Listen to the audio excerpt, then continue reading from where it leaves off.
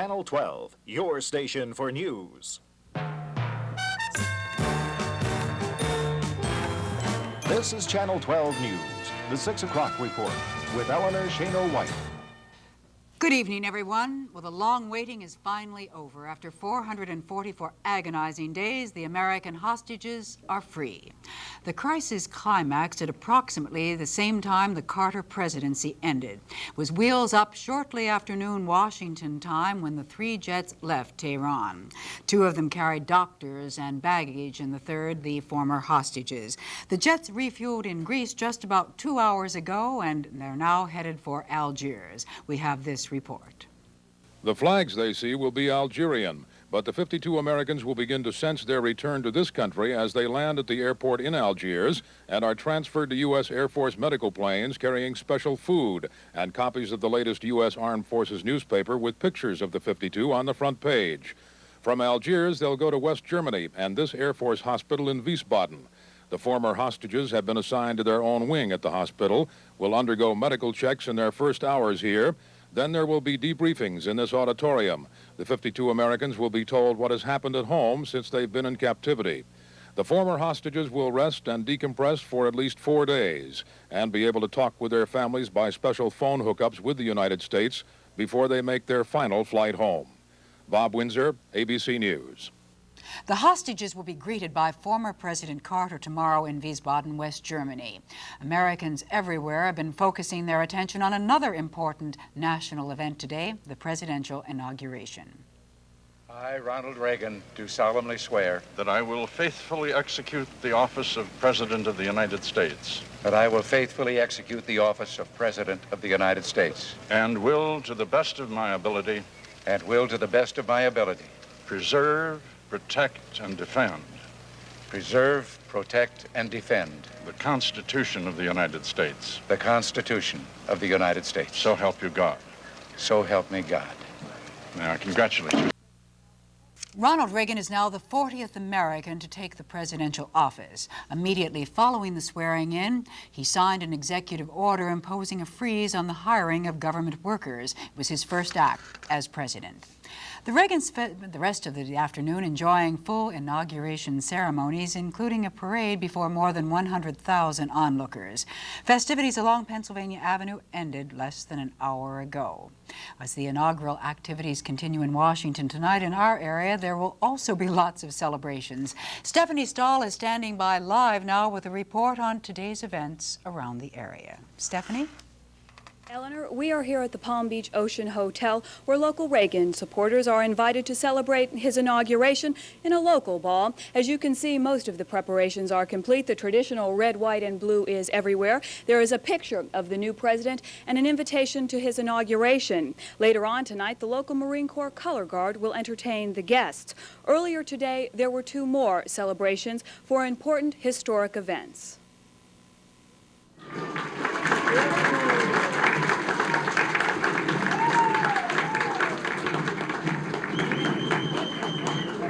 About 100 loyal Republicans gathered at the Palm Beach Hilton to see Ronald Reagan sworn in as the 40th President of the United States. The traditional Republican elephant, carved in ice, set the stage for the rejoicing supporters. It's what many of us have worked for so many years. And there was a sense of humility in his message today that I think should be reassuring to everyone. There was another reason for the festive spirit today: freedom for the 52 Americans held in Iran. Around the county, yellow ribbons were tied around trees, poles, and raised on flagstaffs. At Flagler National Bank, 52 flags commemorating the hostages' freedom, and many at the inaugural party wore the symbol of freedom. That is for the freedom of the hostages, and I think we have a double celebration today. This is one of the greatest days, I think, for America that we'll ever know. We will all certainly remember this day. The 40th President of the United States was inaugurated, and the 52 American hostages held captive for 14 months were returned home. There will be celebrations across the country tonight, as the folks here will celebrate too. I'm Stephanie Stahl, reporting live for Channel 12 News from the Palm Beach Ocean Hotel. Eleanor? Thank you, Stephanie. Following our local newscast, ABC World News Tonight will have a full report on the hostages and the inaugural celebrations continuing throughout the night. Well, coming up locally, the search continues tonight for an armed robber who held up a North Palm Beach bank today, and 62 shiny new cars for the Sheriff's Department. Details when we return. Police are searching tonight for a lone holdup man who escaped with an undetermined amount of cash from the Fidelity Federal Bank branch at the Twin City Mall this afternoon. Police say the white male, about 30 years old, walked into the bank, took a gun from a guard, and told a teller to fill a brown paper bag with cash. She did. He left on foot. No one was injured. Well, the sheriff will receive 62 new cars following action by the Palm Beach County Commission today. Sheriff's Administrator Jerry Nolan says some of them will be fuel-efficient subcompacts.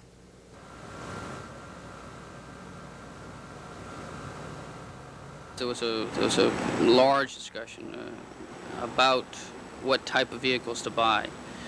Obviously, with a sheriff's vehicle, a patrol vehicle, size is sorry to say, is a requirement. However, with other vehicles, civil deputy vehicles and detective vehicles, we felt that that was not a requirement, and therefore we bought 24 vehicles that will be, they are of the subcompact size, and we hope that they will help us to keep within our fuel allocation. The new cars will allow continuation of the sheriff's experiment with one car assigned to one deputy. Another county department will receive additional wheels with commission approval. A grant request for $1.2 million was approved to buy and operate 4 new buses on the Belle Glade route. Cotran Director Irving Cure says the $1 million+ will buy more than just 4 new buses. A 2-year period of operating assistance as well as capital assistance. The capital portion of the grant is about $577,000, and that would take care of 4 buses and related equipment. And that is only an estimate. The buses may come in a little bit less than that. Cure also said a pilot project to convert old buses to transport the handicapped should be finished in April. The Palm Beach County Commission also approved expansion of air transportation this morning, adding the Palm Beaches to the service area of Sun Air International Airlines. Airport Administrator Dick Cleveland says the $12 million expansion of facilities at PBIA is nearing completion. Well, the current federal approved project was a 501-day project. It started a year ago, January 1st. So we're looking at right at the end of April to complete the project, about another 4 or 5 months. The $12 million expansion includes $3 million from Palm Beach County, the remainder coming from state and federal governments. Well, the Public Service Commission has ordered every electric and gas utility company in the state to implement their energy conservation programs. As Channel 12's Darnice Davis tells us, it may not be an easy task. Florida Power and Light officials say they do not have enough manpower to meet the April 1st deadline for offering home energy audits. We have 2 million residential customers, and we expect a high response when we send notice to all those customers that energy audits are available. In 1990, we used 25% less oil at that time. We don't have natural gas available. We have to stop using it. We don't build any power plants. During this period of time, we're adding about 100,000 new customers on our system per year. It means someone is going to have to do without electricity at that point. Moffitt says if the Public Service Commission sticks to such firm deadlines, the best they can do is work with residential customers to use more energy-efficient appliances. The statewide goal is to reduce oil consumption by 25% by 1990. Although Florida Power and Light officials do not believe the goal can be met, they say customers can take the first step by reducing the amount of electricity they use. Darnice Davis, Channel 12 News, West Palm Beach. And still ahead, Patty has warmer weather in her forecast. More than 1,000 Deerfield Beach residents are expected to turn out for a hearing tonight on a proposed abortion clinic. That story after this. This plain beige, unmarked building at 540 South Federal Highway here in Deerfield Beach has become the center of a community-wide controversy. The site of a medical center all set to open, offering therapeutic abortions, is located just 600 feet from St. Ambrose Roman Catholic Church, where parishioners have signed petitions opposing the clinic. Well, I feel that we're going to fight this clinic all the way here in Deerfield Beach. And to bring out the point, it's not just a Catholic issue, it's a community issue. From our church on Sunday, the response was overwhelming from the people and the number of phone calls we've got that people just don't want this clinic here. Father Dalton will attend tonight's commission meeting, armed with more than 4,000 petitions opposing the clinic. Other church leaders, like Pastor Jack Clark of the Zion Lutheran Church, are just as vocal in their protests. The community is really up in arms about this whole issue. It's something we do not want to have in Deerfield Beach. We don't think it's right. We don't think it's moral. And we're hoping that all the people in Deerfield that feel as we do are going to be out tonight and let their voices be heard at our City Commission meeting. At the same time, Marlene Brown, co-owner of the proposed medical center here in Deerfield Beach, calls the church opposition ridiculous. Yes, I'm calling it ridiculous because they're not really aware of the facts and the needs of the women in the United States. And we're going to offer the finest care at the lowest prices, and we're hopeful that the City Commission will grant our license. And what happens if they don't? Well, we'll fight it all the way. A public hearing on the proposed medical clinic has been scheduled for 7 o'clock tonight at the Deerfield Beach City Hall. A health fair at Palm Beach County Junior College attracted 16 different health agencies offering services in the county. The purpose of the event was to get information out to the people who might need the health services but don't know where to go to get them. We have quite a few students here that are from out of the state that is unaware of the services that is available to them. And this is one way of making them making this service available by inviting these agencies on campus and exposing the students to them. The fair continues tomorrow at the junior college. It just isn't for the students, but for anyone who isn't familiar with what services are available.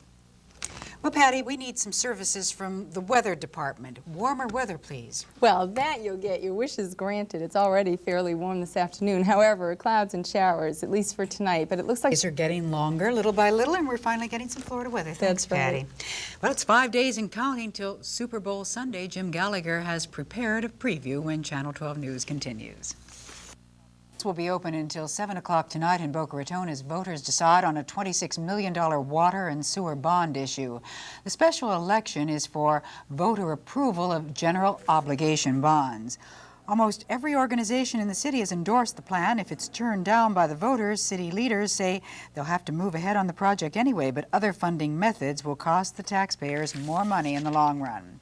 Well, South Florida's hunters will have a chance to voice their opinions tonight. The Game and Freshwater Fish Commission will be holding its public hearing. One of the many topics expected to be discussed are the new rules for use in the Everglades. We are looking at harvesting deer in the Everglades management area based on the the availability of the deer. We also will probably be looking at having a doe hunt down there. Ellis says the results of the public hearing will be compiled and presented to a 5-member commission in March. Well, Jim Gallagher is already in New Orleans for the Super Bowl, but he's put together a preview. And Dave Worth, welcome. You're sitting in here with all the sports news. Jim is working. He says working in New Orleans, and nice I am work. Here. Yeah, if you can get it. The city of New No question, this has been quite a day. The news has been dominated by the hostage release and the inauguration of Ronald Reagan as the 40th President of the United States. Many parties scheduled tonight around the nation, and here in Palm Beach, Stephanie Stahl will be covering one at the Palm Beach Ocean Hotel. She has a live report. Eleanor, in just a couple of hours, a crowd will gather here to celebrate the inauguration of a new president, Ronald Reagan. You might call it the local Palm Beach County Inauguration Ball. We'll have a live report of the festivities coming up tonight at 11. Eleanor? Okay, Stephanie, stay with us. That's our early report. ABC News is up next. John Matthews will be here at 11 with a complete update of the day's news. I'm Eleanor Schano-White, and for the entire Channel 12 News team, thanks for joining us and have a nice evening.